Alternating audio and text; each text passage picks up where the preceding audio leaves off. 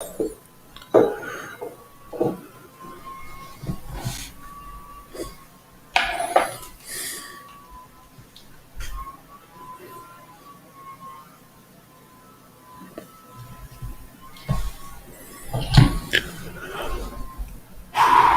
right, we're live. That took a while to fire up.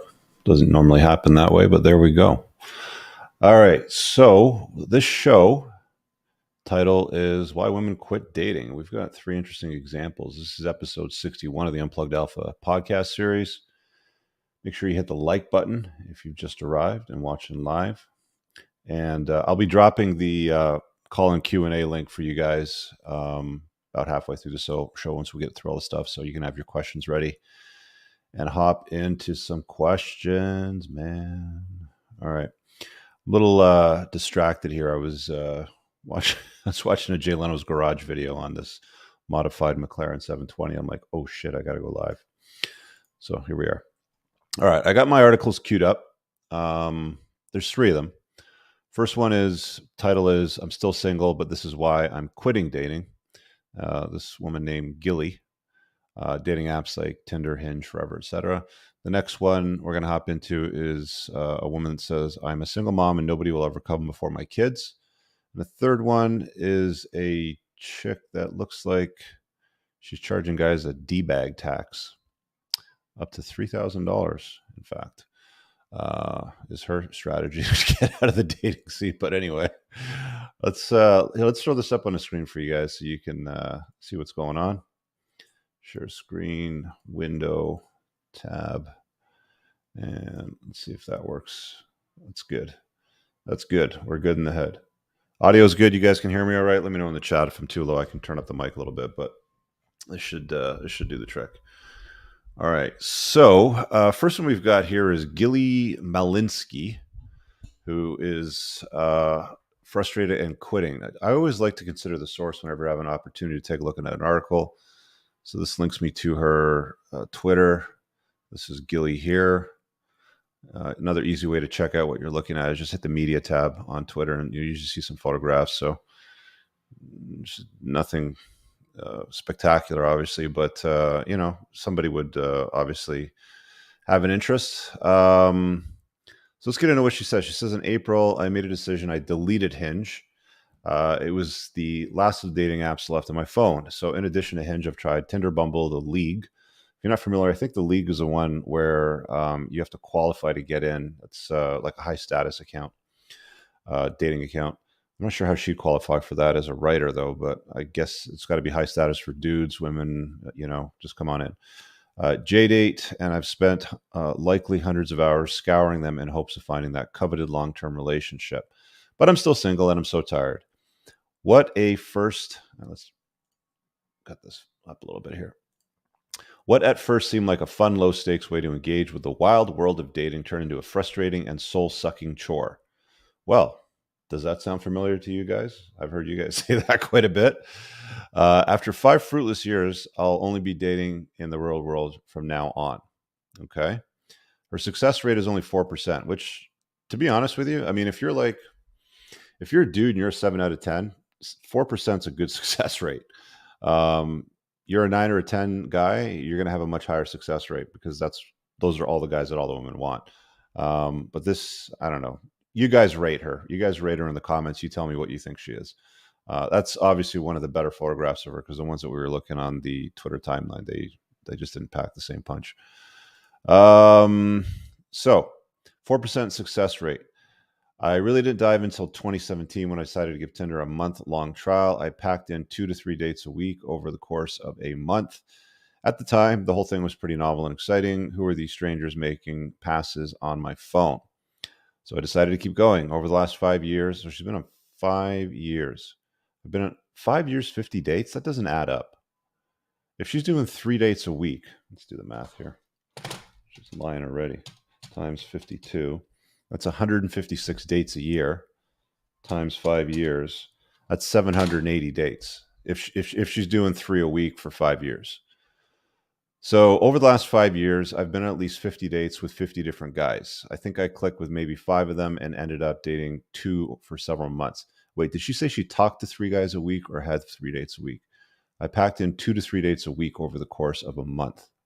Okay. Well, maybe she only had one good month. Anyway, then I think I clicked to maybe 5 of them, ended up dating 2 for several months. Okay. If we take the latter to be a success, that's a 4% success rate, depressingly low odds, which is common for most guys. I mean, like even if you're a 7 out of 10, 4% is probably going to be pretty decent, 4, 5, 6, something like that. It doesn't mean I think it's impossible to meet somebody great on a dating app these days. Online dating is the most popular way for heterosexual couples in the US to meet, according to a 2019 study by researchers at Stanford University and the University of New Mexico. But I personally have not had such luck. Me. What I found on these apps instead is frustration from all the wasted effort, fury that is really that it really works for me, dread that it won't ever work for me, and generally feeling a feeling of burnout. No, I'm not alone. Nearly 45% of Americans who use dating apps or websites in the previous year said the experience left them feeling more frustrated. Pew Center research of 4,860 adults. So she goes on to say it's like hitting a slot machine.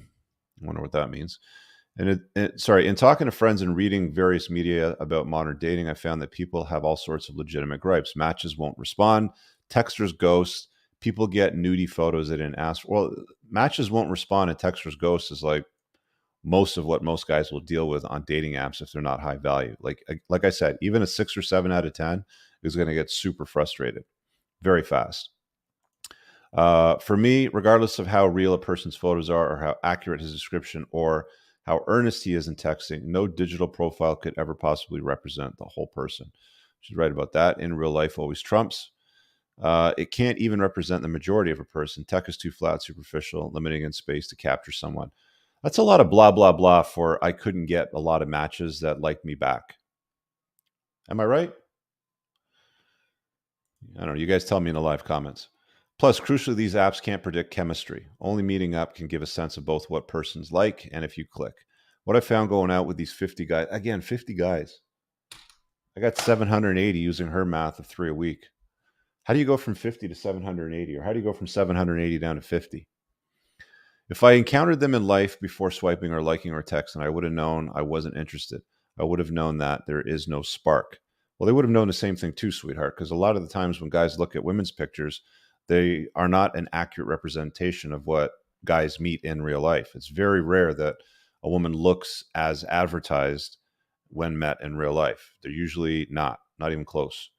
Older photography, filters, there's all kinds of reasons for that, but you guys know, right? I'm trying to look at this from the woman's perspective. So she's not getting a lot of matches. Again, it's a lot of blah, blah, blah from not getting guys that like me back. I would have known I wasn't interested. No spark. Okay. Think of it like hitting a slot machine, says Devin Simone, dating coach and senior matchmaker at 3-Day Rule. The odds of meeting someone in the apps. Do people win at slot machines? Absolutely. How many times? Okay. Well, that's just a plug for her, whatever it is. So, she's 36. Shocking, right? You Can't Hurry Love is the title of this segment. I'm trying to be more intentional about how I spend my time. There's evidence of this kind of attitude improves well-being. And the more intentional I get, the less patience I have for optional activities that make it pretty miserable, including online dating. They're just not worth it. Again, a lot of words for I'm not getting guys to like me back. It's been 5 months since it's a lot of words for the guys that I like that are handsome that don't like me back. I just want to be clear about that. Now, instead of swiping and chatting with these guys whose vibes I can't gauge in meeting up to force a conversation, I'm catching up with my grandma or reading plays. Okay. Regular frustrations. I got COVID a few weeks ago. Okay, cry me a river, but it's devoid. This is a recent article too. What are you still talking about COVID for? September 17th. This is in the last couple of weeks. By the way, if you guys want to send me articles like this, I mean, most of you already do it this way anyway. The about link on my channel has my email address. It's just entrepreneursandcars@gmail.com. I usually just sort of kind of collect them and I'll do a video on similar articles around the same time, sort of thing, like we're doing here tonight with the other twos. COVID, but devoid of drudgery, scrolling through random profiles. I'm scared of not ever meeting someone as a result of this move. Oh man, this is like, I mean, I'd have to take a look at some of the conversations and the matches, but she doesn't have them anything here. But it's like, I don't know, judging by the photograph and what we saw on Twitter, it's probably a matter of lowering expectations is generally what it boils down to for women. They just have the highest expectations, and they want dudes to tick off every box. And it's like, I don't know, like, what do you bring to the table? You know, you bring some pronouns in your bio. You've worked for a whole bunch of magazines. I don't know, New York Times, MTV News, Vice. Oh, okay, well, that's probably why. You're definitely leaning in the wrong direction for the kinds of guys you probably want. I don't know, like if a chick had a picture like that on her dating profile, you're not going to get any matches from high value dudes.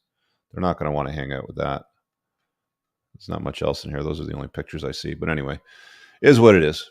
So Gilly is quitting because she only had a 4% success rate, which is pretty much the experience that most guys have that are not Jads. It's like digging for gold. You're going to have to dig through a lot of dirt to find somebody and get a decent match. And even then, probably not going to be what you're expecting. Let's go to the next article here. So we've got single mom.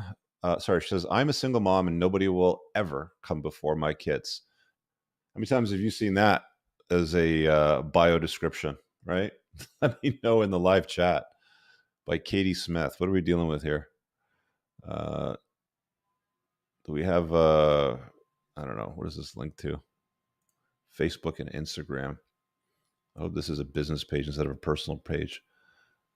What is she really? I guess this is her over here with her kids, looking all boss babed out with her laptop. All right. Well, this is our girl here, and 3 kids, 3 years, crafts her ass off in order to stay sane, loves to write, wear faux leather pants, eat at burger joints, and make beautiful things. Okay. She pays her kids to rub her feet. So let's read her article about why she's quitting and putting her kids first. Okay, let's get rid of these pop-ups here. Come on, scram. There we go. After my divorce 5 years ago, my 3 teenagers told me time and time again that they were fine if I dated somebody. It took me a while, but when I got out there again, they loved to hear about my dates, and I'd pick them up from their father's house the next day. Imagine picking up your kids from their father's house, all 3 of them, and you're telling them about your weekends running around. Here we go. Sometimes we had a good laugh about them, but mostly if they sensed I liked someone, they were anxious and wanted to meet them right away, despite the fact I had a 6 months rule. I'm assuming the 6 months rule is not, okay, here we go. I only let them meet someone if we've been exclusive for 6 months. Exclusive, okay. Because you're a prize. Exclusive. How old is this lady? I don't know. She looks like she's late 30s, early 40s. Early 40s, probably. And she's selling purity right now. I'll be exclusive with you. I'll be pure.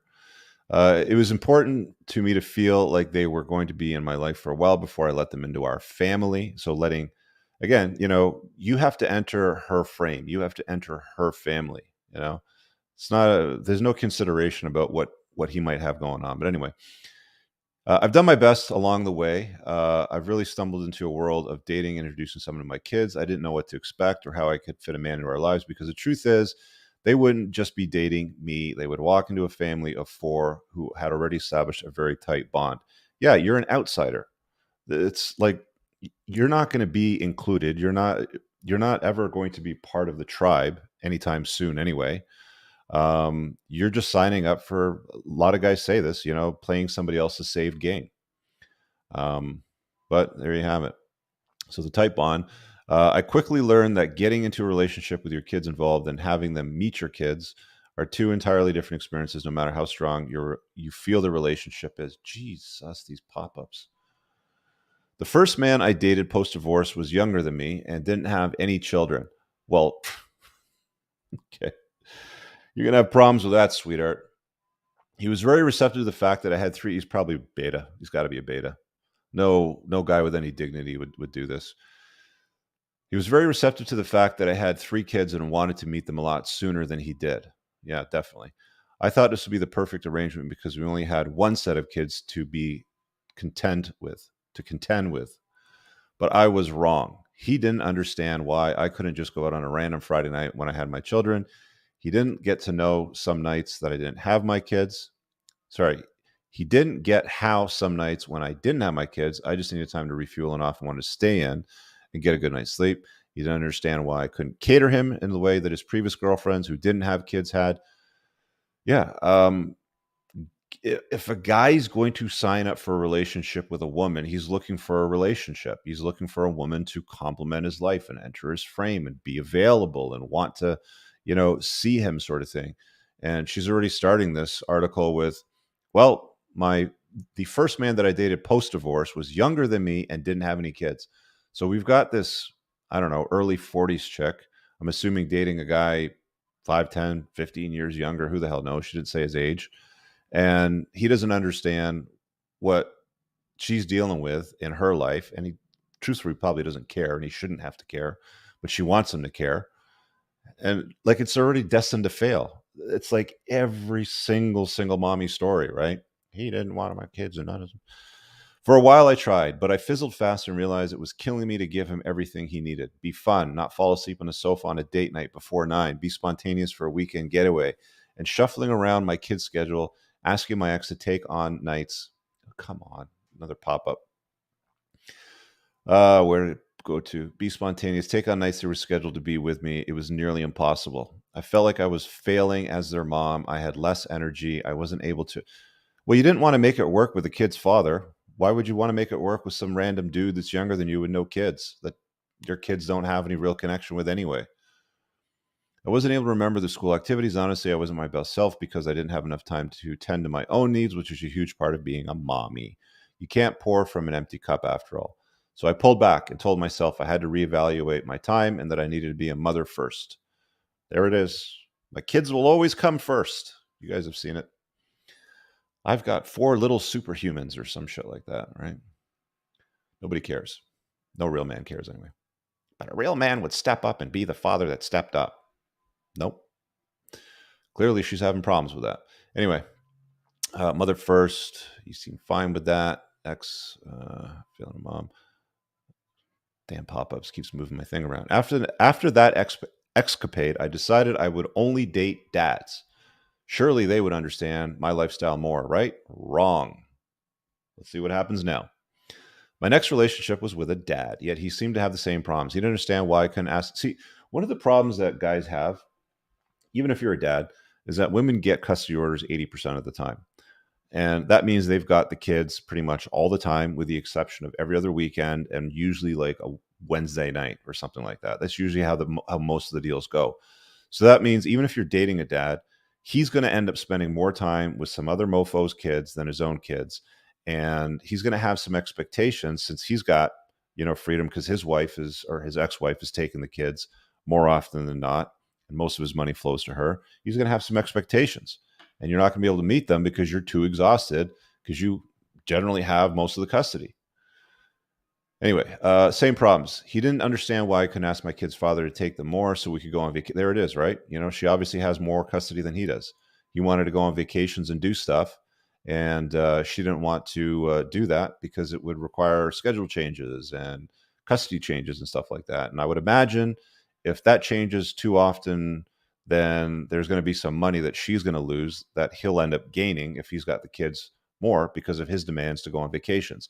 She doesn't talk about that though, right? Like, she's not being honest here in this article. He wanted more time alone with me and without our kids. He wanted me to stay at his house on nights. He didn't have any kids, but my oldest son was at home. My son was old enough to be by himself, but he insisted. And sure he was, but that wasn't the point. He didn't seem to get that I didn't care about the nightlife or going out. I cared about spending that time with my kids. So it's all about kids. So why are you dating? Because I can't get it back. It would be different if I had full custody of them, but I don't. I don't get to see them all the time. Oh boy. And when they are with me, they come before anyone else. Ultimately, this relationship ended after a few years, and I realized something. If putting my kids first has to mean I'll be single, I'm okay. Well, no, you're not, because you're bitching about it in an article here right now. I thought I'd be with my kid's father forever, but that didn't end up happening. How do I know my next relationship I'm in will last? I don't. The truth is, no one can have that kind of insurance. But the one thing that I do know is that I've got 3 kids that still need me. So all my children. So you're going to spend all your time with teenagers that you think need you, even though you've got spare time alone. But then you're going to bitch about not having a guy, or because you're putting your kids first. I guarantee this chick's running some FWBs right now. That's all she's doing. They have time to get. They get to have me first. That means if they're sick, even though they're yeah, this is all virtue signaling. It's all posturing. If they need me for emotional support, I'll make that yeah, okay. Do things on vacation, night away. My experience with dating as a single mother has given me further proof that most of the relationship load fails on the mother. Falls on the mother. Sorry. No, it doesn't. No, it does not. That is a bizarre statement to make. My experience with dating as a single mother has given me further proof that most of the relationship load falls on the mother. Dude is trying to like take you on a vacation, um, organizing that, and there's no collaboration on that. Me. I'm a victim. We have expected to be the caretakers for the kids. No, you have not. Fathers are very happy to be caretakers for the children, but moms generally don't let them because they want the custody so they can get control and get the money. I covered that in my book, by the way. There's at least it's covered on the chapter on dating single mommies. Even in the marriage chapter, like you'll understand the dynamic differences, and it's not good or bad. It just is what it is, right? It's not it's not a bug, it's a feature of the dynamics between men and women. When you understand them, then you know how to deal with them better. We have expected to we have expected to excel professionally, be independent, look amazing, and not let ourselves go, whatever that means. It means don't get fat. And then we get into a relationship. We're expected to make our man feel important enough so that he doesn't feel neglected or left out. Yeah, correct. That's why it's called a relationship. Like, why would he be exclusive with you? Why would he abandon his sexual strategy to be exclusive with you if you're not giving him what he needs, lady? Like, come on. And then you're wondering why it's not working out. So she's complaining that she's expected to be a professional, be independent, look amazing, like, and then deal with the whole relationship component. Like the first two there, excel professionally and be independent. That's a lie that society sold you. That's toxic feminism. That's the matrix, whatever it is you want to call it. But you don't want to do the work to manage the relationship. So instead, you write an article to complain about it and why you're going to put your kids first. Anyway, I can tell you from experience, it's an impossible feat, and I'm more than happy to let go of all that nonsense, do what feels right for me. Because the truth is, my love life can wait, but my kids can't. Invest in pet food, guys. Cat food, dog food. The little fluffy white dogs, stuff like that. This is who this is selling to. Anyway, so that's the single one, the single mommy. Let's take it over to the next one. You guys are busy in the chat over there. I'm gonna catch up on that and see what's going on in there in a second. Let me just do the next article here. All right, so the third and final one is the D-bag tax. The D-bag tax. Let me grab the link to join because when I'm done this, we're gonna take some call-ins. TUA. Let me drop this here. If you're watching this, Twitch, Twitter, Twatch, Facebook, anywhere else, come on over to YouTube, the Unplugged Alpha. Make sure you subscribe because that's the only place that I drop the join link. Join in and ask a question. So I'll just pin it to the top. It's a StreamYard link. Make sure you have a good connection. Por favor, s'il vous plaît.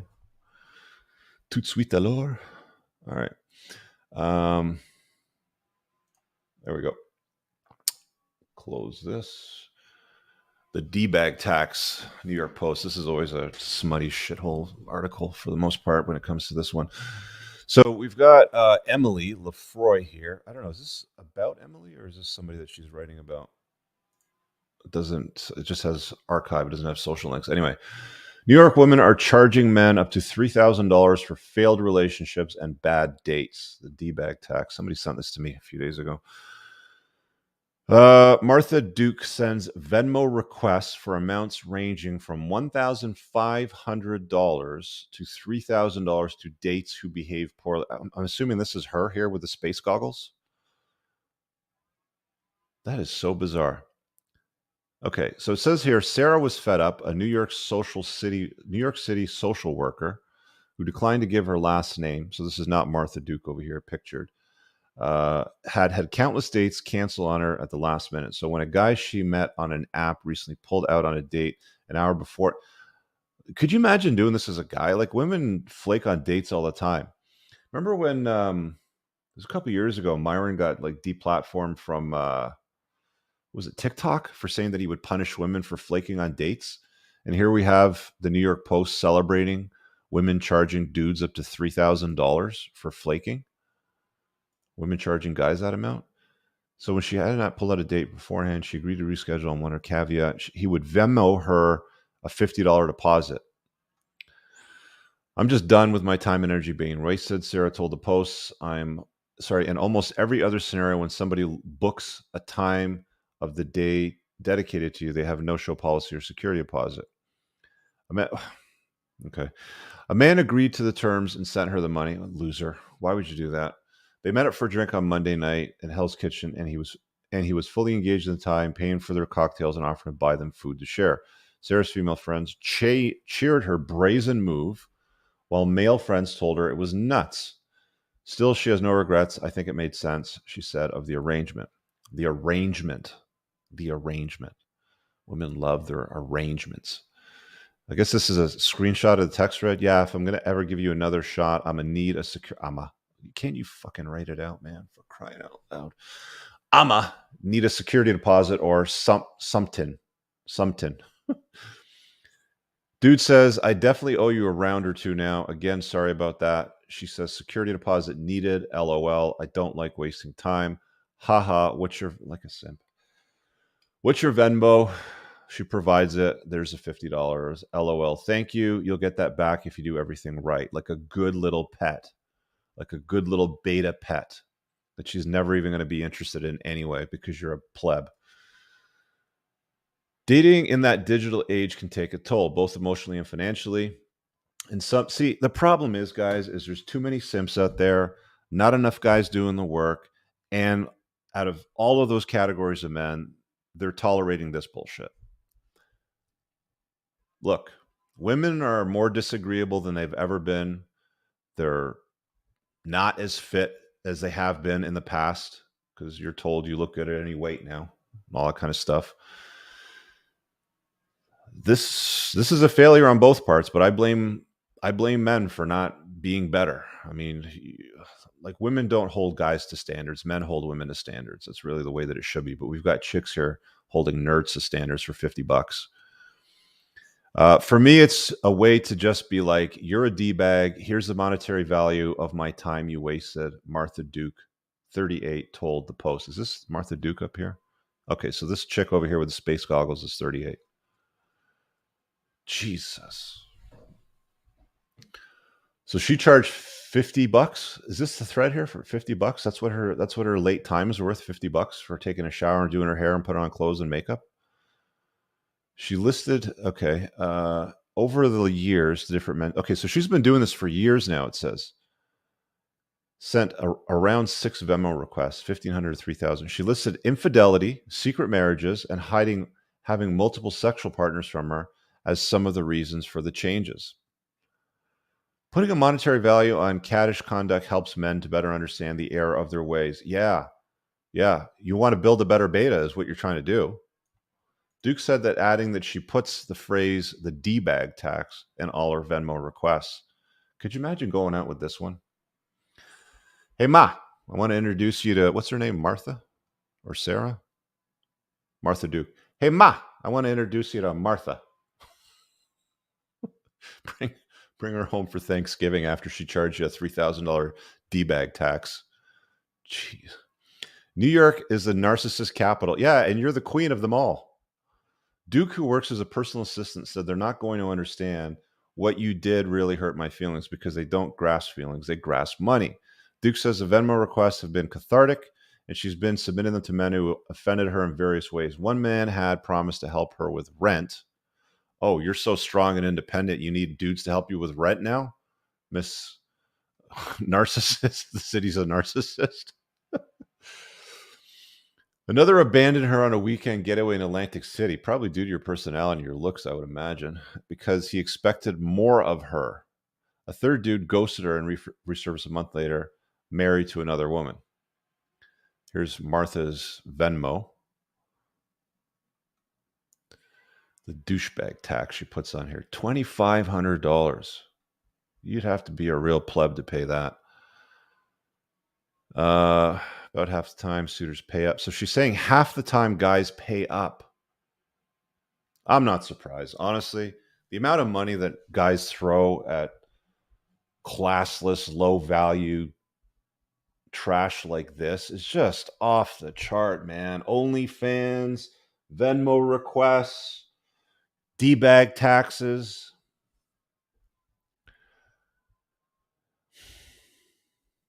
Man, the world's a mess. It's a mess. Duke has been surprised at the success of the request. I'm not. Men are simps, but hypothesize that men would rather pay than deal with the emotional consequences. Because yeah, if you're dealing with narcissists, you're never going to get closure, she said. But I get the mental image of them receiving yeah, who's the narcissist here? Asking dudes for $2,500 looking like this with your space goggles on. Come on. Oh, hang on. We got another one. Hazel says she's 34, agreed that she sent a Venmo request to a man she's been seeing for several months after he stopped communicating with her and sent her another woman's nude photos. I just sent on Venmo request $100 for the highlight. I wrote, okay, so this one's a $100 bill instead of a $2,500 bill. So Sarah, she never wanted a second date that paid the deposit. No matter. She came out ahead. Of course, yeah, she got paid, so I kept the money. I never heard from him again, she said, so I kept the money. He's a loser. Where are the comments on this? Is there a comment thread? They don't even give you comments. I guess they lock them out. Oh, here we go. If your dates keep canceling at the last minute, you are one, picking the wrong type of guys, or two, there's something wrong with you they're finding on the internet. Yeah, well, the common denominator here is if you've been doing this for 3 or 4 years back to back and you've had all these nerds send you all kind of money, there is definitely a problem with the common denominator. If one woman believes, as the movement suggests, men would all be in prison, a woman who recognizes that she's wrong is such a rare commodity. Yeah, accountability is not normal, MJ.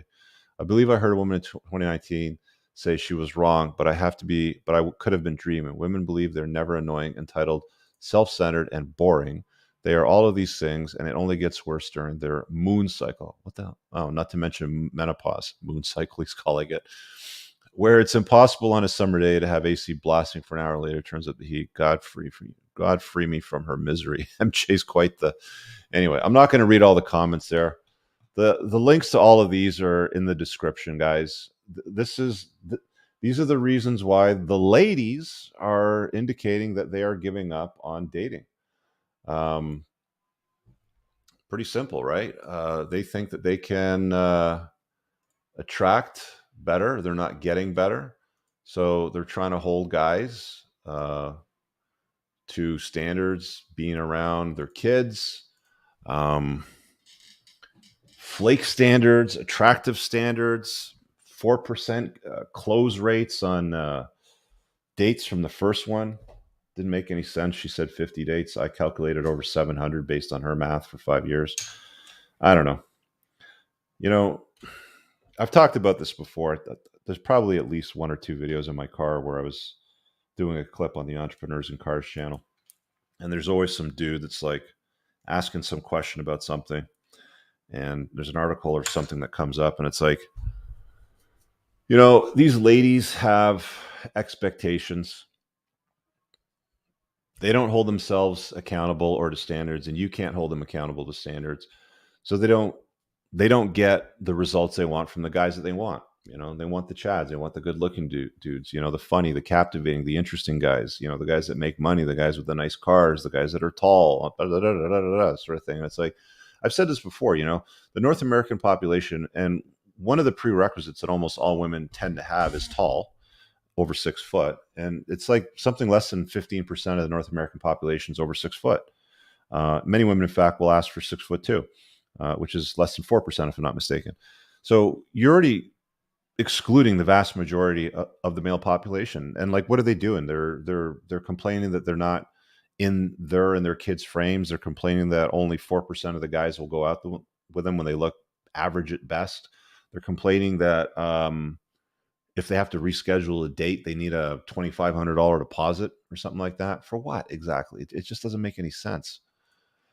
When can you do a show about how quality men can build a business charging for their time? Yeah, I don't see it ever happening, brother. There's never going to be a scenario where women will be able to or will be paying men, unless it's like escort service. I mean, Sterling talked about this when he lived in Australia because it was legal over there. But he would do escorting for wealthy women, probably divorced, boss girls, stuff like that. That's the only time you're going to have women pay for it. Aside from that, why would they pay? I think there was another super here. Let me grab this real quick. Michael said he got booted saying punish women's bad behavior. Yeah, that was it. He got thrown off for trying to hold them accountable for flaking. And here we have an article where all of these women in their mid-30s, objectively not that attractive, charging guys $2,500, $3,000 on multiple occasions, not like rare occasions, but often, it seems, or often enough that there's an article that they can cover it in. Anyway, let's go to taking some calls. The link is there. Let me just get this stand-up desk situation going. I'm going to run the, let's see here, the ad insert, and we'll take some Q&A. So check this out real quick. This episode is brought to you by the Unplugged Alpha Supplements and Grondike Soap Company. Brothers, if you're like me and you take what you put in your body seriously, you'll want to use the Unplugged Alpha Supplements. An obsession with absorption is what sets this line apart from the others. You want to make sure that you absorb as much of the supplements as possible so you don't end up peeing out expensive urine. My supplement line is made in the United States from the highest quality domestic ingredients. And unlike cheaper supplements from China in plastic bottles, mine ship in dark glass bottles to keep your supplements fresher, longer, and won't seep endocrine disrupting plastics into your supplements. Nothing is a hard tablet. Everything is in an easily digestible, bioavailable capsule. You can filter all products by various categories, including testosterone support, estrogen metabolism, fat burning, immune health, sleep support, and performance. Visit theunpluggedalpha.com/shop and use the subscribe and save option to get 10% off your supplement orders, or use coupon code ALPHA10 for 10% off a one-time order to try it out. Then, I use Tactical Soap and God of War beard oil every day. Tactical Soap is a handmade product made in the United States from ingredients you can actually pronounce, not conventional endocrine-lowering toiletry chemicals. Both the soap and the beard oils are infused with bioidentical pheromones that are designed by a clinical psychologist and pheromone expert to maximize attractiveness to the opposite sex. Go visit coopersoap.com and get 10% off your order today. Guys, check out my website at richcooper.ca for more information on booking me for coaching, my community, my courses, and a whole bunch more. You can also find all the useful links pinned below in the top YouTube comment of all my videos. Now let's get on with the show. Well, so there you go, guys. It's not just dudes that are quitting the dating game, but women are quitting too, but they've got some bizarre reasons. Very, very bizarre reasons. All right, let's take some of these call-ins. If you guys have a question, the link is in the top pin comment of YouTube. Here, I'm going to grab the YouTube link and just drop it in the all chat. So if you're watching this elsewhere live, click that. Again, I always do a call-in segment on these shows. Every Monday night, 8 p.m. Please just come and ask here. Don't DM me stuff because I don't do DM Q&As ever. Let's see what Kevin's got here for us in the chat. And we got a few others waiting too. Let's do that. There we go. That's better. Kevin, what's up, buddy? Not much, Rich. How about yourself? Good. What can I do for you tonight, man? Greetings from the West Coast. I did send you an email earlier today with like a whole bunch of details, but then I saw you were having a show tonight. So I thought, hey, what better time to kind of hop on a call and hit you up with something very topical. So I read your book. Is that the email where you lost your kids to PEI? Yeah, that's exactly it. That's me. All right. Yeah, I had to scan through that. I did have a chance to rip through it. So this is what we're going to do. I will contemplate your proposal, but what I want you to do is send me an email with the links to the CanLee case law, so that I know that it's real. Because I've had people come in my show and they've bullshitted me. I just want to make sure that it's a real deal. I'll verify it, and then I'll shoot you an email back, and then maybe we'll do that fundraiser for you. Yeah. Okay. Awesome. Yeah. Happy to send. There might be a redacted version the judge wasn't too keen on. Just for the benefit of everyone else. Yeah, just as long as it's out there, because I know that it's a public record, right? Yeah. Awesome. Fair enough? I will do that. Thanks, buddy. Tomorrow. All right. So just to kind of summarize that for you, he's claimed that he's gone through some serious bullshit, and I'll be happy to help him raise some money to help fix that. But I just want to make sure it's a real deal, just to make sure that we're solid on it. Ben said, My mom completely milked a guy. He had to sell his house. John, is that Joanne or John? I don't know. Am I pronouncing that right? Can you hear me? Yeah, I can hear you. What's up? All right. What do you got for me tonight, buddy? Nothing much. I'm just hanging Can you out. just move the mic closer to your mouth a little bit? Just to get a little bit. Yeah, there you go. Can you hear me better now? Yeah, it's slightly better. Yeah, I recently got into a situationship with my sister's friend. Situationship. Yeah, Okay. and With when your she found sister's that, friend. yeah, and she wasn't really when she found out she wasn't really happy about that, and things are weird. Okay. What happened with the situationship? Uh, Nothing. We just started, hanging out, Mm-hmm. enjoying each other's company. Hooking up. Yeah, Mm-hmm. and when she found out it didn't end too well, uh, she's not really happy about it, and I don't know what to do. Well, what'd she say to you? Uh, that I shouldn't be with her. That she's a bad person for going behind her back. And a She's whole your bunch of friend. What? Why is she hanging out with her if she's such a bad person? She no longer hangs out with her right now. How old are you? 26. And how old is she? My sister. Your Or her sister. friend? 32. And your sister's friend? She's 31. You're 26 and you're hanging out with a 31-year-old friend. Okay. Yeah. And where's it going? Are you guys just FWBs? Pretty much. I mean, I think she likes me a lot. Like the whole genuine burning desire thing is all there. I read your book like 5 or 6 times. Read all the red flags. She's a good girl. Doesn't have many red flags. Maybe like 1 or 2. But yeah, I don't know. So do you guys all live together? Do you live with your sister? I live with my sister. Yeah. And you guys live where? Like you Uh, bought a house together? You live with your parents, or what's we the used to story? live in New York, and we're moving down to Florida now. Or we're in Florida now. We got to find an apartment soon. So you guys are roommates. You don't live with your parents? No. Well, look, dude. I mean, she's bringing girls over to the house. You're a guy. You're healthy. Yeah. What does she think's going to happen? And it's like there's 2 people playing this game too, dog. Right? I mean, she's playing a game too, but now she's saying, she's no longer friends. So what Yeah, does she want to happen? I don't know. She wants me to just leave her, but Just- I mean, like, why? Why should I? Okay, but I would put it to her like this. Say, look, sis, I've got a magic wand. I can wave it to solve this problem. What does it look like to you? Okay. Get her to sort of clarify, what the situationship should look like to improve. And then do whatever's best for you at the end of the day. I mean, like living with your sister, I don't know, dude. Like why? Like why would you want to do that? Why don't you live by yourself? Well, I technically live in the same house as my sister, but I have my own apartment, or I had my own apartment. So it's not like living in her apartment. She had a 3 units in New York, and I was paying the mortgage for whatever my share was, and then she was paying for whatever her was. Then we had a tenant upstairs, and that's the situation we had. But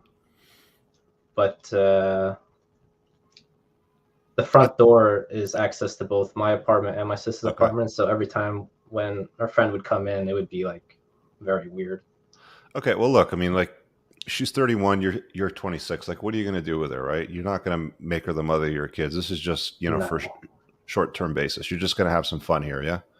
Yeah, pretty much. And your sister's not talking to her anymore anyway, so what's the problem? I don't know. But like this dude over here in the chat says, it's low-hanging fruit. It's like, dating your sister's friend. It's like dating a single mom. It's like dating somebody that you work with. It's easy, right? It's low-hanging fruit. It's easy to get to because it's there, right? There's a familiarity, because you guys know each other. There's some comfort level there. So it's like, you can play that game. Play it, play it if you want. Do what you want. But at the end of the day, like I wouldn't even look at this chick on a long-term basis. Yeah. She's too old for you anyway. Yeah. Well, I'm too young anyway. What am I gonna do? Well, that's why I'm saying she's too old for you, man. Yeah. What are you going to do with that? You know what I'm saying? I don't know. I mean, just kill some time, have a good time. That's it. Okay, FWB. There you go. Problem solved. All right. Do you think I should just chase more women as well, or just enjoy it? Well, look, man, if you're grabbing low-hanging fruit that's easy to pick up off the floor, then you have some work to do because you don't have better options. That's the second part to the equation, Okay. right? I All mean, right. if you had better options, if you had more going on, more of a rotation, if you were better on the dating apps, let's say, or something like that, you Yeah, I'm wouldn't horrible with be. that stuff. Yeah, but I mean, like, you wouldn't be spending too much time with your sister's friends, especially older sister's friends. Yeah. I mean, is Okay. she a 10 out of 10? No. It's like a Not even 7. close, but Like a pleasant 7. yeah, I can tell by your gestures. Like, okay, so you want to be. Look, man, if you want a life of abundance, you Uh-huh. want to do well, then you have to put yourself first. Do the work on yourself, so you're not grabbing these, easy catches, these low hanging fruits, and Hmm. find yourself some better women to choose from instead of your sister's friend that just happens to come to your house. It's like ordering food that comes to your house that you don't even pay for. Yeah, I mean, I don't know. I It's mean, it's too easy for you, right? So you got to get out there and you got to make yourself a little more uncomfortable. yeah. Okay. All right? All right. Thank you. All right, buddy. See you. Okay. So you guys have the join link at the top of the live chat on YouTube. Click it. You can come in and ask a question. Got a super here from Miguel. So since I took the red pill, I have less to zero dates. Okay. The concepts are clear, but if you're not entertained, those concepts don't work. Any thoughts? Well, what am I going to do with a quick super chat? I don't know what you look like. I don't know, what your situation is. What do you do for a living? Click the link and join and ask the question, Miguel, and I'll put you at the front of the line. I got a bunch of people waiting, but I'll put you at the front of the line if I see your name pop up. I'm happy to chat with you on that. But yeah, I mean, a lot of young guys today are walking around calling themselves things that they're not. You're not Dan Bilzerian, you're not Andrew Tate or Tristan. You're not a top G. You're probably a bottom Z, like if we're being honest. And that's why you're not getting good results. It's only the highest tier, the highest caliber men that are going to get the results that you're viewing. You just can't watch a video, sign up for a course, and then hope that you're going to get those same results. You actually have to put in the time and do the work. It's just reality of life, man. Bentley, what's up, buddy? Hey, Caught you Rich, off how's it guard. going? It came at you too fast, huh? Sorry? Yeah, you did. You cut me way too fast. How's it What's going up, tonight? man? Yeah. What's shaking? Just getting a kick out of girls who are quitting dating. It's pretty funny, yeah. Yeah, as a recently single guy and dating my ass off, having a lot of fun. The horror stories are hilarious. As you know, I started my own YouTube channel here shortly. I'm trying to get some girls together to do that, like come on and tell your horror stories because it's priceless. A lot of it is, quite frankly, guys don't know what they're doing. They don't try. Everybody follows the old basic formula. You bore the shit out of them, and I end up ghosting a lot of women simply because this, quite frankly, falls on them. They're uninteresting. Mm-hmm. Most women nowadays are boring as shit.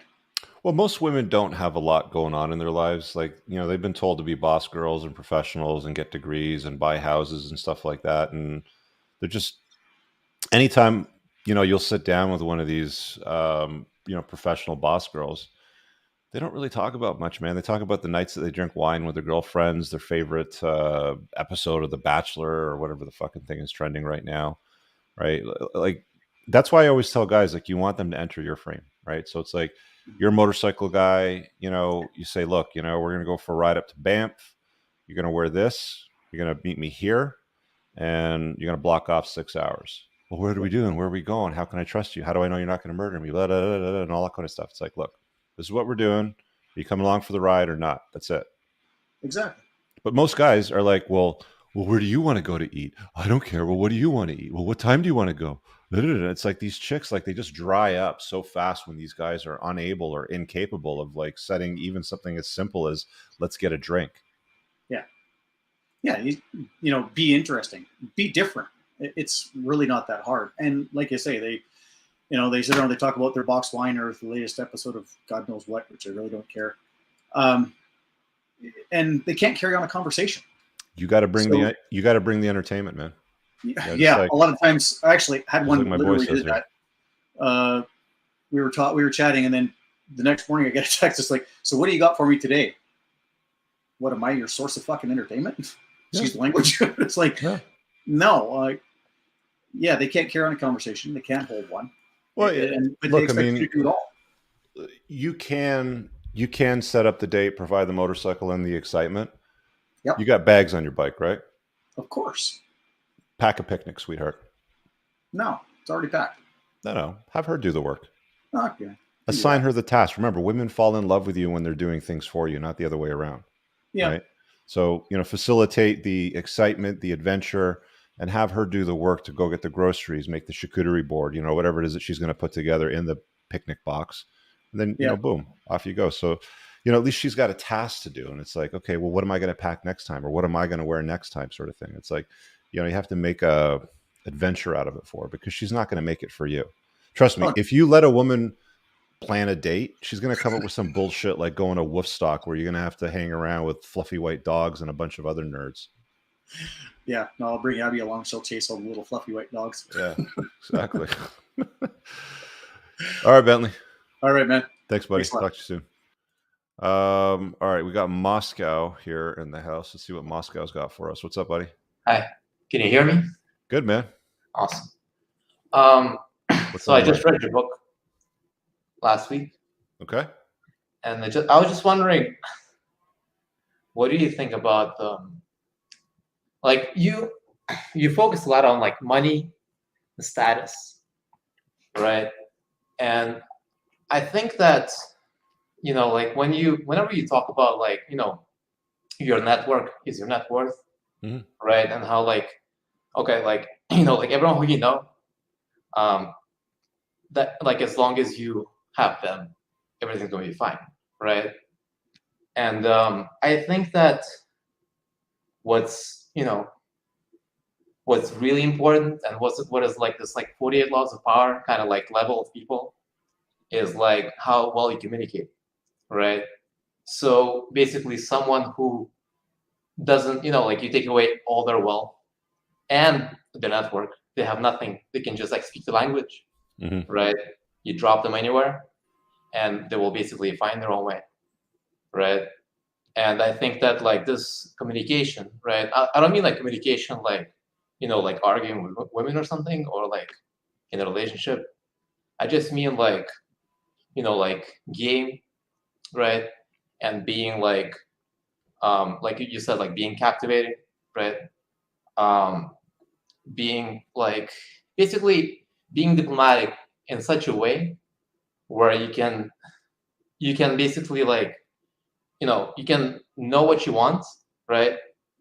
Have flexibility in your behavior to adapt to the other person, right? Let me just get you to ask a question so I can get some clarity here. So what is it that you're stuck on? Like, what do you need some clarity with? Oh, it's I don't really have a question. I just had a comment about something that like I had in my mind when I was reading your book. You know what I mean? So you think that communication and game trumps influence, money, status, and all that sort of stuff? I'm not sure if I understand what you're saying. I don't know. I mean, I wouldn't say it trumps it. I think someone who's like excellent at communication, they will have money and status too, right? They will go. Yeah, okay, but I mean, there's no woman out there that's ever, thought to herself, "Oh, I want to go and bang the shit out of that guy because he's such a good communicator." Well, I mean, game is something else. I'm not sure if you mean game. Like you're talking about game. Game is a subset of it. Okay. Right. Definitely. Yeah. Basically, yeah, like you can absolutely game your way into a woman's life, but if you're not a high value guy, you're not going to stay in her life for very long. She's gonna, she's gonna have eyes. Yeah. Yeah. Exactly. I mean, so I guess the question would be like, how like maybe I watched some of your other shows with like with Moth and the other guy who like lived in South America, right? And I think that they kind of like talk a lot more about this like kind of professional communication side versus just because honestly like I'm doing fine, right? But I don't really want the girl to like just kind of like go out with me because of like my income or something like that, right? How old are you? 35. Okay. Have you made your first million yet? No, I'm Are you on the way gonna- there. Okay, so you're going to make it by the time you're 40? Yeah, I think so. Soon. Okay. So you're going to have your money reasonably sorted out by the time you're 40. So you'll be more influential. You'll have more scope. You'll have more. I mean, you'll capture more people's attention. Your life will change. You'll wear nicer clothes. You'll go to different events. You're going to probably drive a nicer car. More, Yeah. different real estate. You're going to have more going on. Like when you hear a guy, like you mentioned, Jaron, right? So Jaron does really well with game. Okay, that's the guy that's the Yeah. Caucasian guy from California that Yeah. lives in Mexico that you're talking about. He does Exactly. really well with game, right? He doesn't need a lot of money, right? I'm close to 50. I have to have status, right? I have to have status. And when I tell guys to achieve some competencies, right? Being interesting, being captivating, doing something significant with your life, having some bank. And ideally, you want to target that for 30, by the way, right? Having some serious money because money solves problems. And, not everybody has the ability to solve problems the way somebody does with cash, right? But I can assure you, a guy like Jaron, though, he's working, his way to becoming a multimillionaire. He's not just running game. Game is something that you're going to have to run. Now, when you're talking about communicating, I don't know if it's a bit of a language thing, with a translation for you, because it sounds like English isn't your first language. Yeah, that's correct. Okay, so yeah, the game component of it is going to matter, and it's going to matter less and less as you get older. The older you get, the more the other things matter. The younger you are, like I've always said, a 20-something-year-old guy, like a 22-year-old guy with game, without a pot to piss in or a window to throw it out of, as long as he's got a plan for the future, girls will dig his vibe. But if you're 40, 45, 50, if you don't have anything going on in your life, but you've got game and you've got a plan, she doesn't really care. Yeah, of course. Yeah, I agree with you. Does that make I mean, sense? it's just to finish up. I think it ties into like people who, you talked a lot about like wealthy people who are like 45 and stuff and who are not interesting, Yeah. right? Oh So yeah, it's- yeah. There's a lot of those guys out there too. So yeah, you have to have a interesting element to your life. Like we have a guy in our community right now that's crushing it. Like he didn't have much going on in his life. He didn't really know how to deal with women. He didn't understand his true value.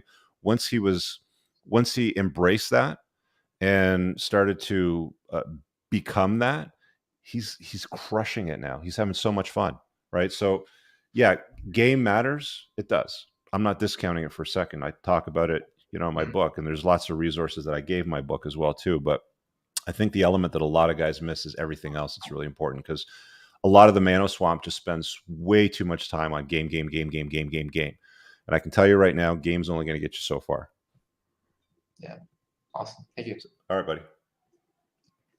Let me pull you out of here and grab the next caller. Is there a link to apply? No, there's no application. There's a link pinned in the top comment of the YouTube video. It says join in and ask a question. You just click that and join in and ask your question, brother. It's open to anybody, young, old, man, woman, bring it, whatever you want. You want to challenge something I've said in the past, bring that too. Let's see what you got. Let's see what Sam's got for us here. Sammy Jr., what's up, buddy? Hey, sir, how are you doing? I'm doing good. What's up? Yeah, I have a quick request for you to give me your insight. Okay. It's about risk analysis.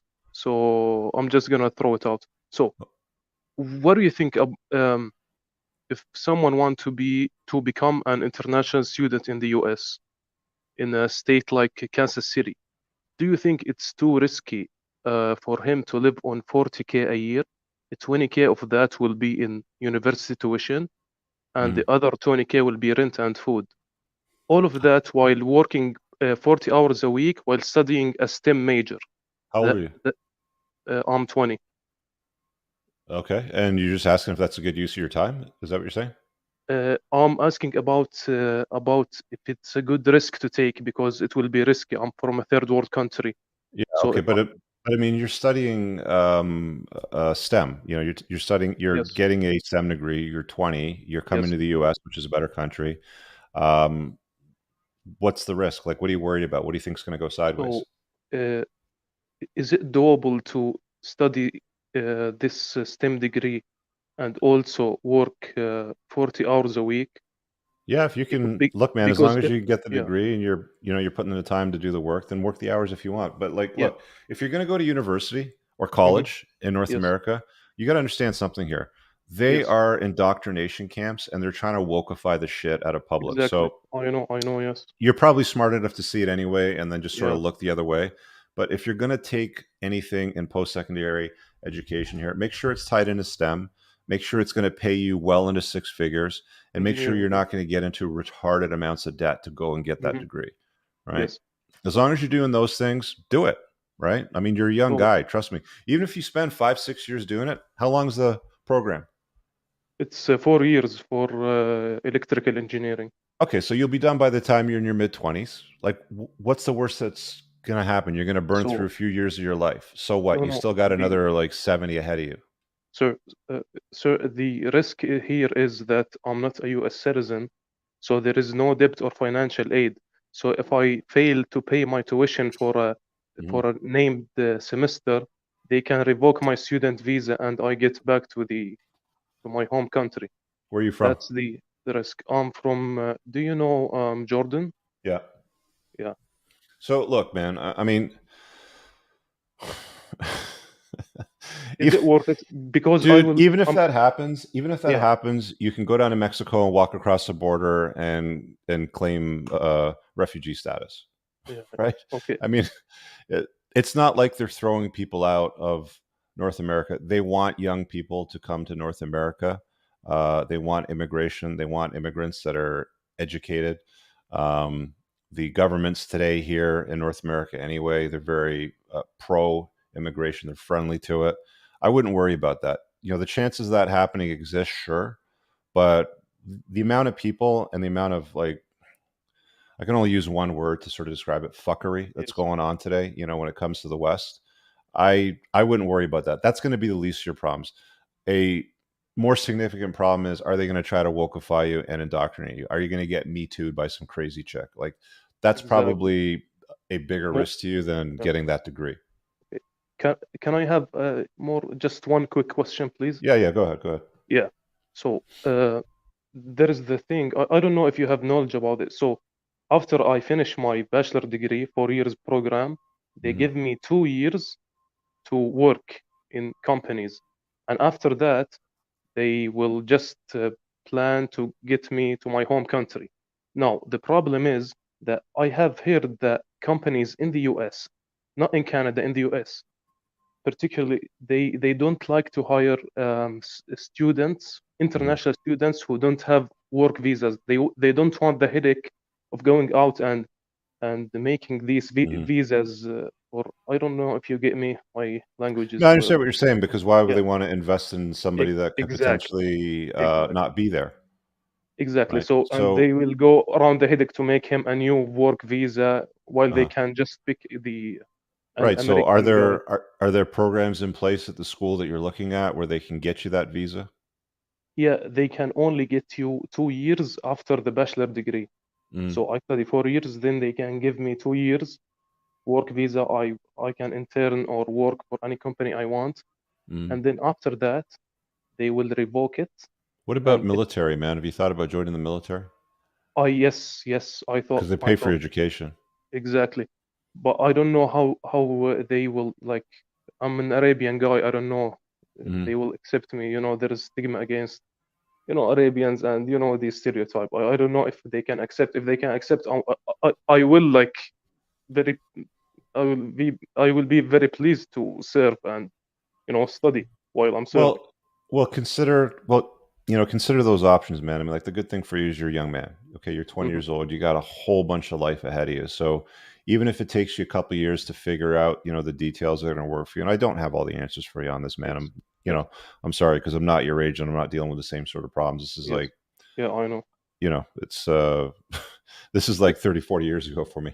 Yes, sorry. But It's another field. Yeah, sorry. yeah, but that's what I'm saying basically, is like, look, man, as long as you can go at that degree, do Mhm. the best you can with it, and then just chase chase that electrical engineering gig that you're looking for, right? It could be on an oil rig. It could be in the military. It could be in a blue cap company. They could send you to another country and go and do it there with a temporary work visa. But Yep. look, man, you're not going to know unless you try. And like I said, you got lots of life ahead of you. Look, man, if you're 60, I'd say I would probably look at doing something else, but you're 20 years old. So Mhm. who cares if you burn through a couple of years of your life trying to figure this out? Okay, thank you very much. Thank you very much. Okay, buddy. Take care, man. Interesting conversations tonight, man. What we got here in the chat? All right, we got a few other guys here waiting to ask some questions. Let's give Adam a shot here. What's up, Adam? You're muted, by the way. There you go. Hey, yeah, I just jumped in here. That was super fast for me. Yeah, I was listening, and I kind of don't really have any questions, but I had a comment for what Miguel said earlier about thinking that you need to be Andrew Tate in order for all these concepts to work. Mm-hmm.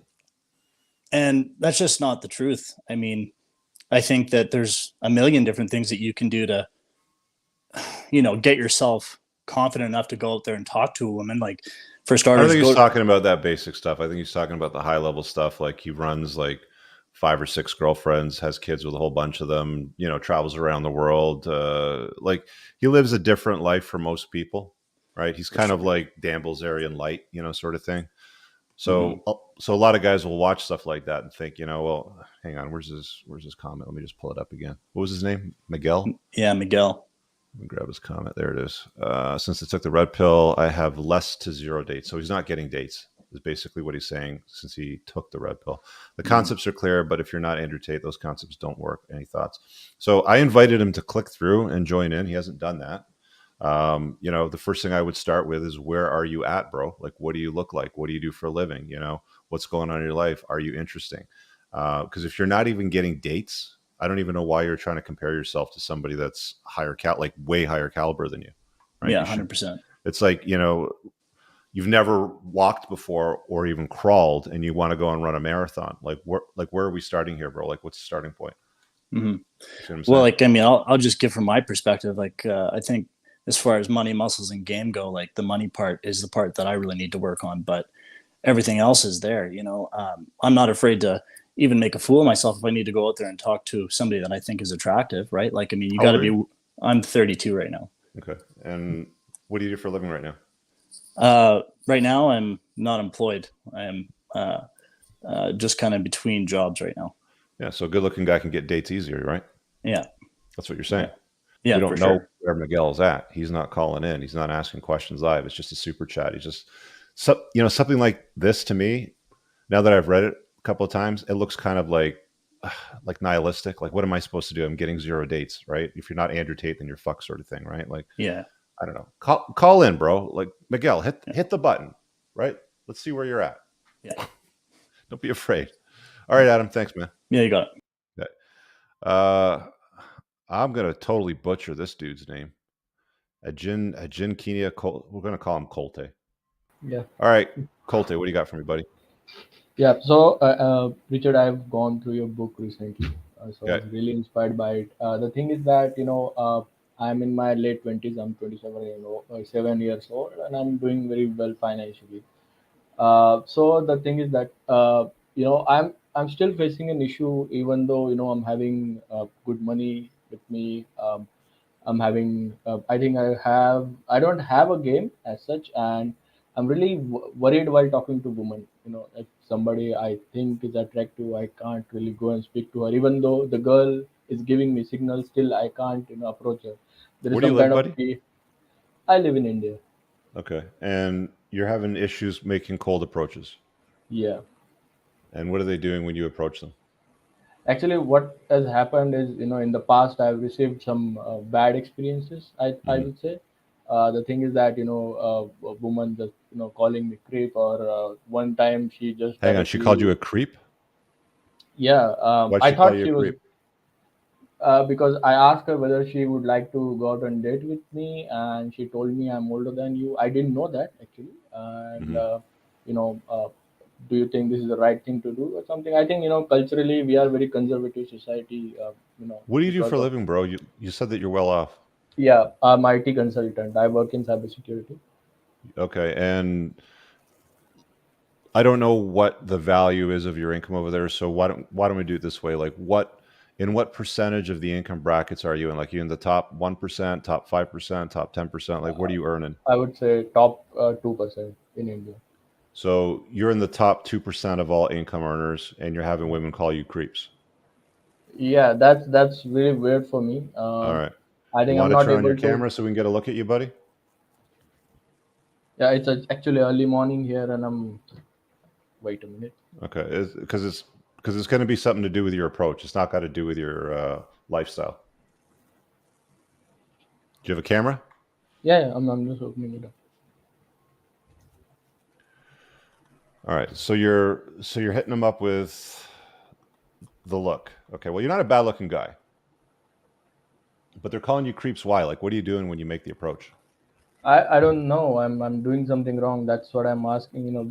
Do you have anything that I can go through which will improve my Game. It's game. game? It's Yeah. game for you. It's game for you. Yeah, because I have another friend. We just went to the Thailand last month, and where he was very great with the woman, but eventually he couldn't get those two girls.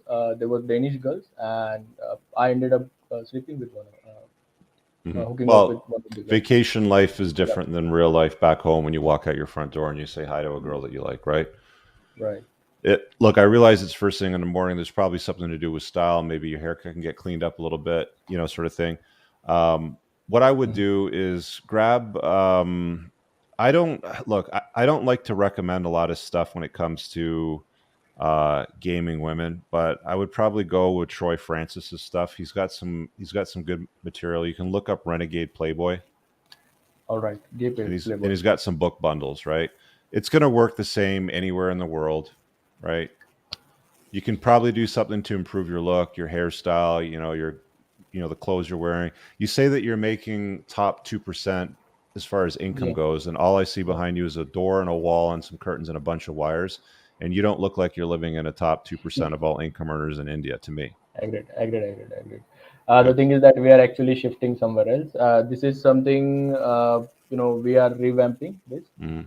This is a very old house of my grandmother's. I don't need an explanation. You've got a woman in the chat saying fade your beard. Okay, you know what a fade is? It's where it comes down and it fades nicely. Can you grow a full beard? Can you grow a full beard, or is it just like this? I don't think so. I'm almost 27, and this is what I've all got right now. Okay, well then maybe you're better off without a beard. Like there's some guys that shouldn't have facial hair. All right. Right. So, I mean, like take a look at Troy's stuff because he covers it pretty much from most of the angles when it comes to game. All right. Right. Try that. Okay. Yep. Thank you so All right, much. buddy. Thanks. Yeah, and start working out. Lift, pick up heavy shit, put it down, learn combat sports. Confidence. Axel, what's up, buddy? Hey, how's it going, Rich? And how's it going, people of the internet? People of the internet. Just out of curiosity, I'm gonna kill a two in the back here. But from just your personally and from your independent research, Yeah. Where has been the most successful situations when it does come time to meeting an LTR or meeting in general? Because I've been looking at, we look at apps, we look at people meeting in person, and to me, based on how lazy the interaction typically is in apps, the fact that you're able to meet people in person does seem like you're going to have a bit more of a genuine connection when it comes to that. Mhm. But based on your research and the people that you've come across and how successful some people are, Well, you what's said been their like, cases? yeah, like you said, like where do you go to find an LTR? And you don't really go anywhere to find an LTR. You spin plates. You have to date a lot of women, let the cream rise to the top, and then pick from, the best that's out there, right? Like after you start dating a bunch of women non-monogamously in a simultaneous fashion, at some point they're going to start being, yo, Axel, I dig your vibe. Where do we stand? Right? Like, where's this going? Like, what are we? They'll start doing stuff like that. You never open that conversation. Women have to open that conversation. Okay. If you want her to be girlfriend type of material, you want her to open that conversation. If you're the guy that's like, it's funny. I was looking at some posts earlier today, and it said something like, I'm 19, she's 20. We've hung out 4 times together and been dating for 2 weeks. Is it too early to ask her to be my girlfriend, sort of thing? And it's like, that's how most thirsty guys think, right? It's like, well, where do I go to find the girlfriend? How do I, find that chick? And it's like, you don't. She will come to you. Choose women that choose you. right? Spin plates, let the cream rise to the top, let them hit you up with where do we stand? Where's this going? What are we? And then from that point on, then you can be like, well, that's when you start making your decisions, you know? I mean, but that shouldn't happen within 2 weeks. It shouldn't even happen within 2 months. It should be a few months down the road. And even when it does happen, you can decide what that relationship's going to look like. I mean, do you want to have a one-on-one monogamous relationship? Do you want to keep options open? What is it that you want to do? Because at the end of the day, you're going to be the guy that's spoiled for choice, right? Because you've got options. You've got multiple women. Mm-hmm. My case is that, like for example, on some of these dating apps, the success rate in terms of like making matches, it's it can be up there, but in terms of where those conversations going forward, or just the interest level, it's typically like, I'm not sure if it's just like the like if the market is oversaturated, so to speak. So you have a lot more, whether it's on both sides, there's more options for people to pick and choose from. So it comes down to how do you differentiate yourself? And one of it, of course, from what you've been talking about is leveling up yourself and being the best you can be, and everything else that kind of comes along with it. But in on dating apps in general, it just seems like that there's so many people that are on there. To differentiate yourself further. Yeah, you saw some of the complaints that some of these women had on the dating apps earlier on in the show, where they're talking about like a 4% close rate, or I went on, I don't know, anywhere from 50 to 780 dates. You can't get the truth out of them sometimes, even with the math. But so how old are you? Let's start with a few stats. 33. And what do you do for a living? Work as a PM, project manager. Project manager. Okay. And as far as income in the percentage brackets, like where are you at? West Where you Coast. live? I'm in the 6 figures. Okay. So top 40%, 30%, like high 6 figures, low 6 figures, like where are you at? Top 10%. Okay. So top 10%. Where in the West Coast are you? Vancouver. Okay. So you're in Canada. How tall are you? 6 feet. What do you weigh? 220. You look a little bit heavy in the face and neck. Yeah, definitely. Okay. Well, that's going to give you an advantage if you can lose that, you know, like that round. Like you actually become more handsome when you lose the weight. Like I got Jaron here in the waiting area, and he used to be a fat dude, right? And he became incredibly, like way better looking, losing all the fat on his face. Like when you look at the pictures of the heavier version of himself, he didn't look good at all. Like as soon as you start to get yourself down to a heavy, like reasonable weight, at 6 foot 220, you probably are going to look better around 190, 195 pounds, even if you're like muscular too. So that's going to help you a hell of a lot, because again, I mean, like if you want to be the one that's going to be choosing, like, are you looking for a girlfriend? You looking for mother stock? Like, what's the plan? Or you want to have kids? Like, what are you trying to do? Want to go the LTR route. Want to have kids at some point in time, but at this on the flip side, don't just want to knock anybody up either. It's just want to have that proper household, so to speak. Yeah. So like Axel, like I'll put it straight to you, like you're a good looking guy, like you've got, you know, like a good look, you got nice hair, your facial hair fills in nice. You lose that 20 to 30 pounds of like fat that you're carrying around, start, looking a lot more masculine, muscular, strong, confident, standing up straight when you approach women, when you've got dates going on, when you're swiping. Like if you're going to use dating apps, it's almost all photography. If you don't have good photographs of yourself, women aren't going to swipe right. It's not about your personality. It's not about anything else. Like 95% of their swiping habits is based on generally the first picture. And if you don't have a good first picture, and a guy like me comes along, bald dude with a nice beard, fucking, with a great first picture, guaranteed that I'll get the right swipe and you won't. Doesn't matter that I'm older. Doesn't matter they don't have any hair. I can take dope ass pictures and get matches all day long if I want them. Right. So, I mean, I talk about that in my book, right? Like there's an entire chapter that talks about those details, the kind of photographs to have, where you want to place them, what kind of bio, but it's just a numbers game. And you got a bit of work to do in yourself. Like if you rate yourself on a scale of 1 to 10, with 10 being the absolute best version of yourself and 1 being the worst version, where do you put yourself? Definitely 6 right now. Okay. And I tell guys not to date if they're a 7 or lower. Like don't even use dating apps if you're a 7 or lower, because you're going to get shit results. So if you're placing yourself at a 6, and to be fair, most guys are pretty tough on themselves, right? When they come to rate it, like guys tend to rate themselves lower, women tend to rate themselves higher. You see what I'm saying? Yeah, no, it's true. You got Torsia here in the chat saying that you're an 8. Okay. Well, I appreciate that. So like Yeah. Do you have some work to do? For sure. You know, like you're kind of coming at it from a scarcity mindset. Like, how do I get the girlfriend? And it really should be like, okay, well, how do I get the girls to date me? And then start asking me questions like, where do we stand? And then putting myself in a position where I've got to choose between Becky, Sarah, and, you know, Crystal or whatever. You see what I'm saying? Yeah. Like there's a little bit of confidence missing there for you. Somebody just said it here in the chat. You know, you need a little bit more confidence. All right. No, good to hear. Good words for sure. So I'll take that and run with it. Yeah. You'll be fine, bro. You'll be fine. Cool. Yeah, guys, it's amazing how much better you can do, especially if you're on dating apps. If you have good photographs, very good photographs, and you're in great shape, you'll get matches all day long. JC, Rich, I left because of my ID, but could you answer my question earlier about spinning plates when you have cold sores? Is it even possible? Cold sores? I didn't see anything about cold sores and spinning plates. Miguel. Mom sold the house. Quality, no. Punish behavior. Where's the cold sore question? Sorry, man. Sometimes these escape me. Let me see if I can find it. So I guess your question is, can you spin plates if you're dating? No, I mean, look, chicks are gonna look at a dude with cold sores and be like, okay, he's got herpes. That's gross.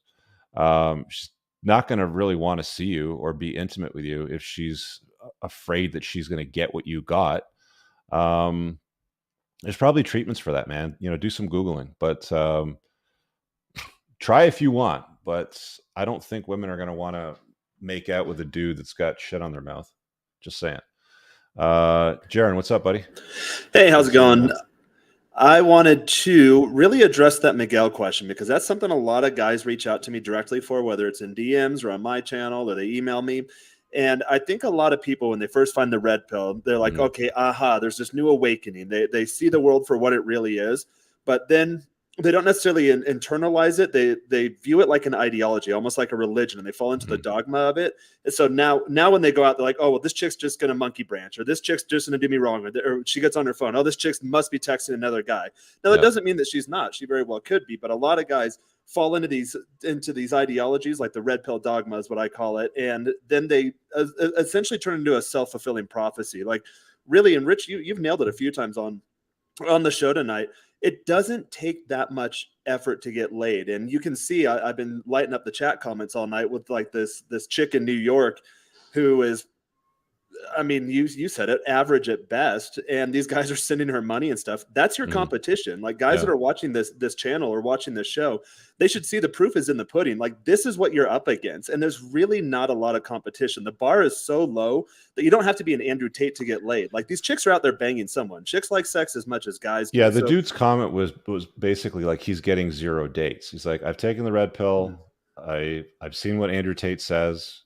Sounds right to me, but I'm getting 0 dates. And if that's the case, it's a you problem. Yep. Yeah, that's exactly it. Because really, I mean, we know with the liberalization or the deregulation of the sexual market that chicks are just giving this stuff away for free. I mean, they're handing out sex like it's Halloween candy, and that's really not that tough. And that's something I went through too. Like, I always tell guys in your community, Rich, that a lot of times your game gets ahead of you. You start seeing results, like the chicks are more eager to meet you. They put up less resistance. They become more attractive, and you're like, whoa, what the hell? And then you have to take a step back and be like, oh, you know, I've been putting in the hours, I've been putting in the reps, I've been doing the work, and then the wins start getting bigger and more frequent and with less upfront investment. And you have to take a step back, like, oh shit, I'm at this level now. And I think that's what part of the process that a lot of these guys miss is they read the books. You call them red pill masturbators. They watch all the content. They get involved in the who's who in the space, like it's a WWE or WWF if you're older like me. Type program, but they don't really go out there and actually like put in the reps and try to figure out the texting sequence and figure out logistics and figure out retention. And it is an entire process. But once you get it down, then it's kind of just automatic. And a big thing too, a lot of you guys live in really rural areas. If you're gonna be the architect of your own life, you have to start constructing your life in a way that makes sense for you. Like, if you like female attention, then go to a larger density population area. If you live in like rural Southeast Idaho, like my little brother does, there's not a lot of options there. I mean, I was there, I got like 3 matches. I think they're all single moms. One of them agreed to meet up, and then she bailed on me. Like, I didn't take that Geolocation personally. You matters, just yeah. realize it's a crap market. Yeah, geolocation matters, but I mean, it really just boils down to, if you're not getting good results out of life, there's something wrong with your belief system and the choices that you make every day.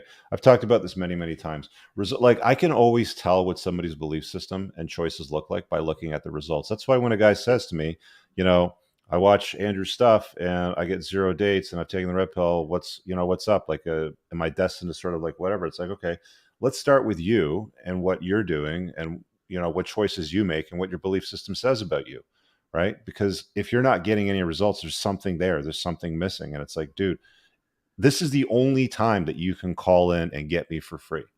Okay. Yeah. You go to my coaching links. I ain't cheap. Like, I deal with high level dudes.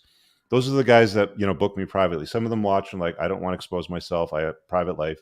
They book me privately. They pay me a lot of money. This is a free show. You can call in at any time. Honestly, use it to your advantage. You help me make content. I help you out while we make content together. It's as simple as that.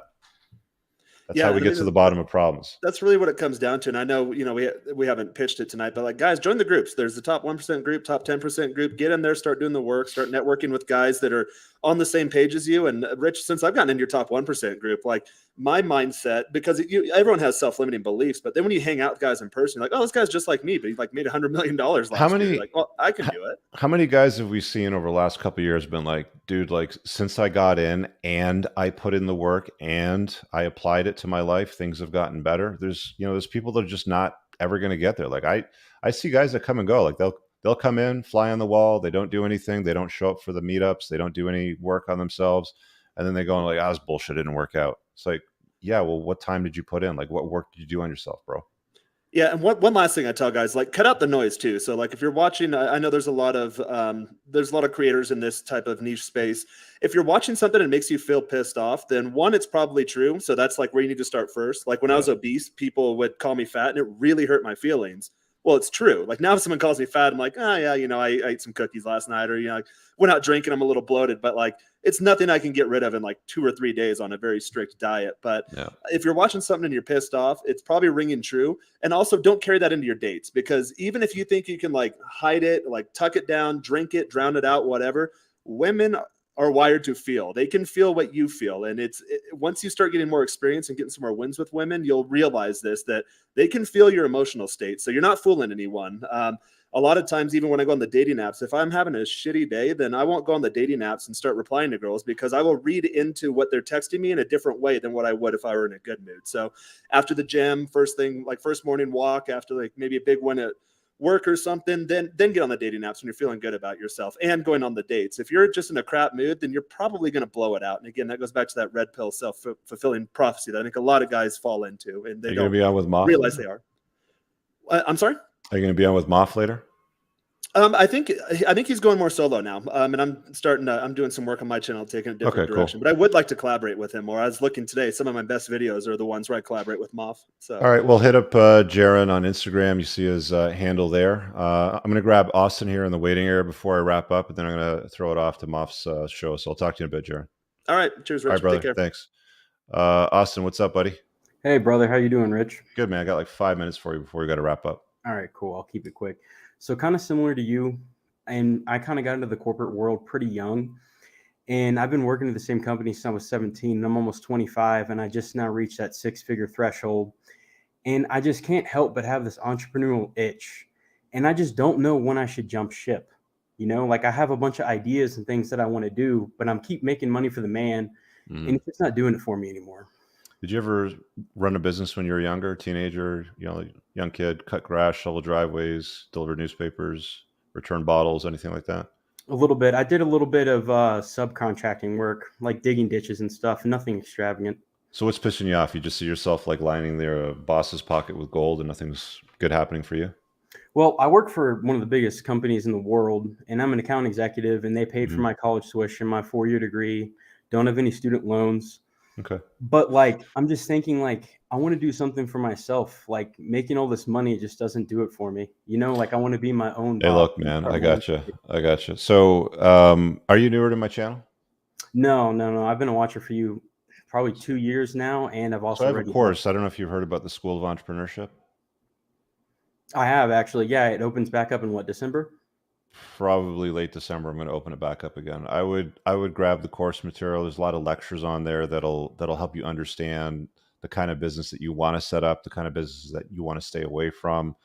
A lot of the mechanics that most people generally don't talk about. I mean, look, I mean, you can find pretty much anything on the internet for free if you watch enough videos, but you might go through weeks or months worth of shit to find the stuff that I've put together and distilled. And it's all from experience. It's like stuff that actually works. I'm one of the few guys out there that actually talks about stuff that actually works. A lot of people talk theory and shit, but if you grab that in December, you'll get the course material. You'll get me on a monthly basis for Zoom calls. You know, everybody can call in, ask questions live. It's private, it's on Zoom. But I mean, like, you can call and ask questions about what's going on with the business that you might be running, thinking about running. Maybe even 5 months down the road, you still have access to the material and the Zoom calls. You can hop in at any time. That's what I would do if you feel the itch to do something yourself, right? I mean, if you're getting frustrated working for somebody else and you don't like the corporate culture, you don't like where it's going, you feel like you're destined for more, then that's a pretty good sign that you should start your own business. I would start by reading Richard Branson's Losing My Virginity. It's a biography, just to kind of get some mindset on it. It's old, you know, it's an old book, and his strategies aren't what matter. It's the mindset behind the strategies, why he did the things that he did, you know, why you take the risks that you take, why you don't let obstacles fall in your way and just sit there and cry like a little bitch. You have to figure out a solution to it, because most businesses, like most successful entrepreneurs that I know specifically, you know, to the point, the most useful skill they have is problem solving skills. It's not how to do accounting, how to deal with lawyers. I have modules in my course that deal with all that stuff, but here, I'll put up the banner here because I got the other ticker showing. So if you get on my email list, when I open the course, you will get notified there on the email list. So it's just entrepreneursandcars.com/red-flags. You can get the free chapter from my book on red flags when you opt into the list, and you'll be notified when the course opens and the details around it. So does that help? Yeah, and let me ask you this. So in my role, like, I do pretty well. I'm in sales. I'm in service sales, B2B sales, pretty much exclusively. I work for UPS. Actually, I'm an account executive for them. But like, I'm at the point now where I can do my job in under 30 hours a week. I mean, and it's 6-figure income. It's entry-level 6-figure income, but 6 figures at 24 years old is still not bad any way you look at it. Yeah. You think it's something that I should keep as long as I can manage the time threshold and then put like an extra 30 hours towards my own business? Or do you think that if I want to go in business for myself, I should just, you know, get rid of this and go Do you have any other obligations? You got a wife and kids or anything like that? Nothing. You got all the time in the world. Either. Then. You're young. Yeah. You're full of piss and vinegar. You got all the time in the world. I mean, you could chase a bunch of girls. Like, that's what a lot of guys do. It doesn't do it for me, Rich. Good. So, like, lean into figuring something out. 9 out of 10 times you're going to fail. Pretty much everything you do, the first time probably won't work out. I'm not saying you won't knock it out of the park on the first try, but being resilient, and like, a winner is just a loser that got back up again. That's all a winner is. Like, every single entrepreneur could write a book and title it The World's Biggest Loser, because they've got so many losses stacked up behind them that they're standing on that lets them be the winner that they are today. You see what I'm saying? So it's like 100% study greatness. Check out the biography that I mentioned. I would grab the course material when it launches again in December. You got loads of time. Just, study the biography that I mentioned. If you want another one that's good is probably, I would do the Everything Store, which is basically about Jeff Bezos and Amazon. Okay. It's a little bit longer, but it's pretty intense, right? Like, it's a different kind of business from Branson's Virgin Empire, but it just kind of gives you some sense about what's involved with being an entrepreneur.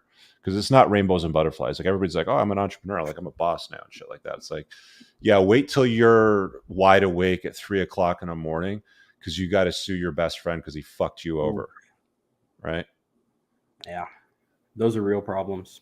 Well, business is a battle, right? But it's like, hey, look, everybody dies, but not everybody lives. And I can tell you that that's a slogan that we came up with on the last rally that we did, because we're out there at the top of Whiteface Mountain on a fucking Tuesday like morning or something like that. in $300,000 supercars, and we're just looking around. There's nobody else there around us, and we're like, yeah, we're all business owners. We all do what the fuck we want with the time that we want.